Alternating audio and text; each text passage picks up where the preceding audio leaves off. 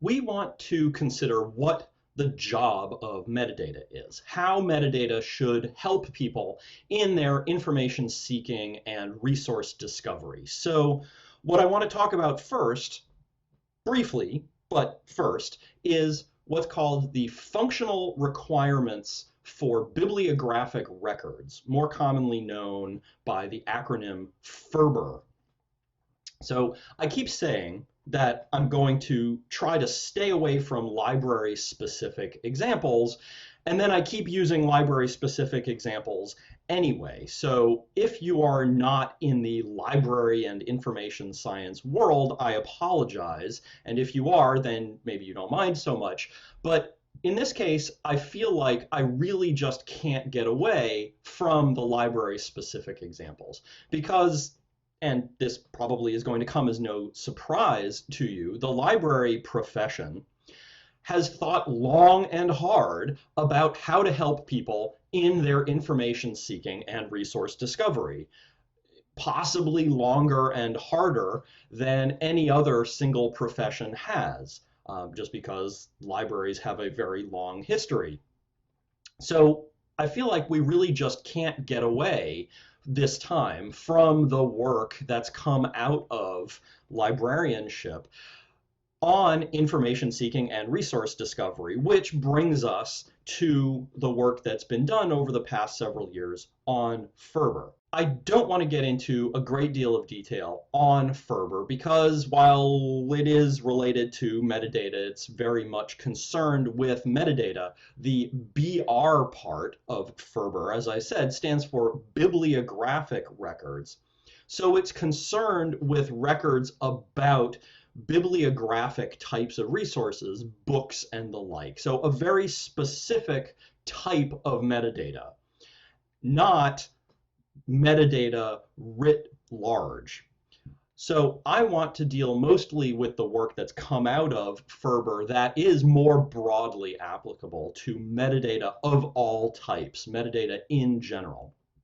So that said, let me give you a very high-level overview of FRBR because it is actually kind of interesting. This figure is one of the conceptual models from the FRBR documentation of different types of entities and their relationships. So let me give you an example to make this clearer.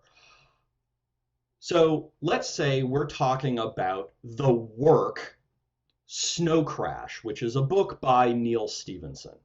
So we're talking about the work Snow Crash.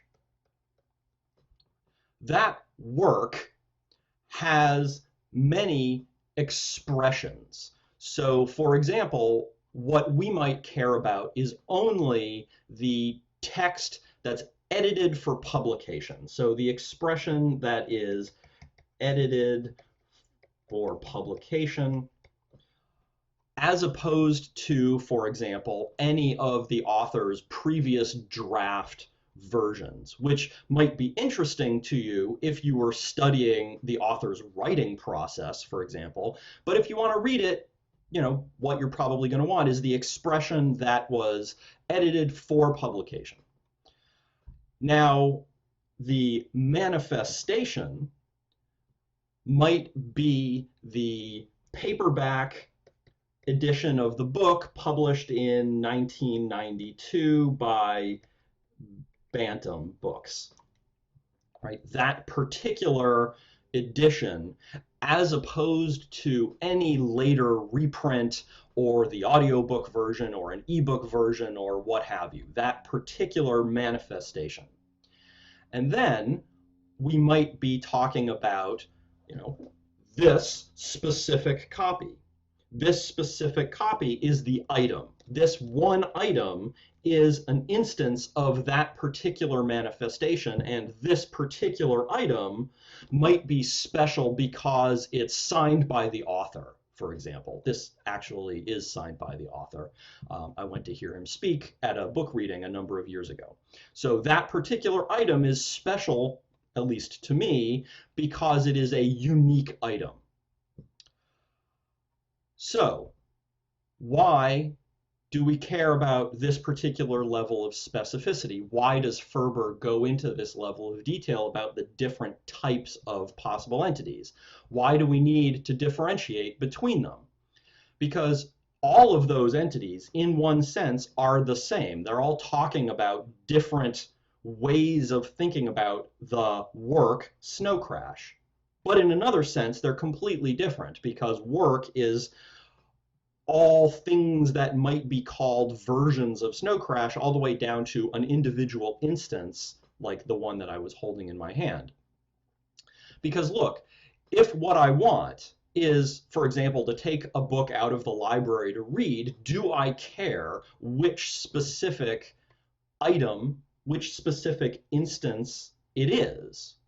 And the answer is no, I probably don't, because if I just want to read a copy of Snow Crash, as long as it has, all the pages in it and it's in relatively good shape, then I don't necessarily care which printing it is.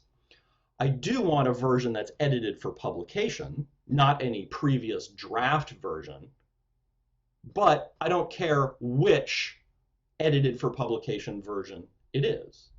So for the use case, book for pleasure reading, say, expression is probably the most useful level of analysis. On the other hand, say I want to listen to, for example, Glenn Gould's recording of the Bach-Goldberg variations, for example, right? I don't want just any recording. I want Glenn Gould's recording because I think Glenn Gould's interesting. Not just any expression will do. Lots of pianists have performed the Goldberg variations. I don't want any of those other pianists' versions. I want Glenn Gould's recording. So I want a specific manifestation of the Goldberg variations. I want Glenn Gould's manifestation of the Goldberg variations.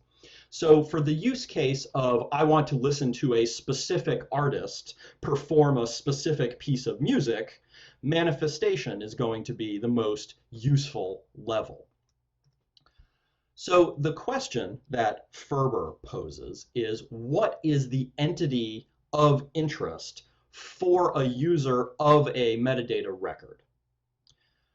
For our purposes here in talking about the quality of metadata, the answer probably doesn't matter what the entity of interest is. What actually does matter is that FRBR lays out 4 what they call user tasks. That is to say, 4 things that a person might want to do with a resource that a metadata record, or in FRBR's case, a bibliographic record, should help with. Right? FRBR lays out 4 user tasks, 4 things that a user might want to do with an object that a metadata record about that object should help them do. So the 4 user tasks are: 1, find a resource, right? You specify some set of criteria, terms that you type into a search engine, for example. You specify some set of criteria, and using those criteria, whatever resource discovery tool you're using gives you back a set of resources. In the jargon of information science, that is called resource discovery, as I've been saying. The second task is to identify a resource, to positively identify a particular resource. If you're looking for such and such a thing, Glenn Gould's recording of the Goldberg variations, for example, a metadata record should help you identify that this object is that thing. And for the purposes of this discussion in this unit, I'm going to lump identify and find together as a single task. The third thing is to select a resource, one or a few, a set of resources, out of a larger set, right? Think of the searches you do using whatever search engine you use. You type in your search terms and you get back a list of 100 million items, and you're only going to select a few to actually look at. And then the fourth user task is to obtain a resource, to get access to a resource, however that access happens, whether it's to buy it, to borrow it, to get it in print, get it a copy online, look at it on the free web, go to the library and get a copy, however access happens to get access to a particular resource. And this is as far into FRBR as I actually want to get here. But for our purposes, it's useful that FRBR lays out these four kind of broad categories of uses of metadata records. So if we're talking about the evaluation of metadata, here we have four evaluation criteria, or three, since I'm lumping find and identify together. We have a set of evaluation criteria that are ready-made for us. Does the metadata help the user to do these things? So let's start with find, or as I said, let's start with resource discovery. How does metadata help you with discovering resources?